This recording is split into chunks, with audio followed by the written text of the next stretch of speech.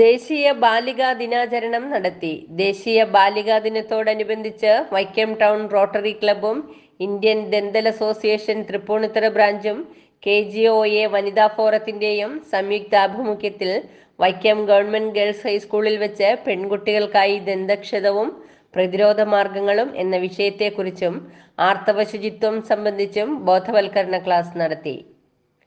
Vaikom town rotary club president PA സുധീരന്റെ അധ്യക്ഷതയിൽ കൂടിയ യോഗത്തിൽ മുനിസിപ്പൽ ചെയർപേഴ്സൺ ശ്രീമതി പ്രീത രാജേഷ് ദിനാചരണത്തിന്റെ ഉദ്ഘാടനം നിർവഹിച്ചു. കാലത്തിന്റെ മാറ്റം ഉൾക്കൊള്ളുവാനും അതനുസരിച്ച് സാമൂഹ്യ മാറ്റത്തിന് തുടക്കം കുറിക്കുവാനും ഇത്തരം ക്ലാസുകൾ ഉപകരിക്കുമെന്ന് ഉദ്ഘാടക പറഞ്ഞു.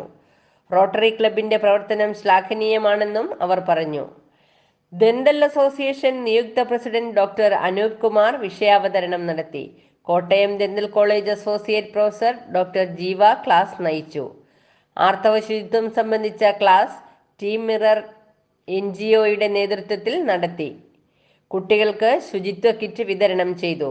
റോട്ടറി ക്ലബ് അംഗങ്ങളായ D Narayanan Nair, Jeevan Sivaram, T Rajendran, Joy Mathew, Rajan Pothi, NK Sebastian, Vinod Kumar, Cyril J Madathil, IDEA ഭാരവാഹികളായ doctor Bindu Bhaskar, doctor Tisa, KGOA convener Namitha EK, school principal K Sasikala, Deepa KC തുടങ്ങിയവർ സംബന്ധിച്ചു. News bureau, city voice, Vaikom.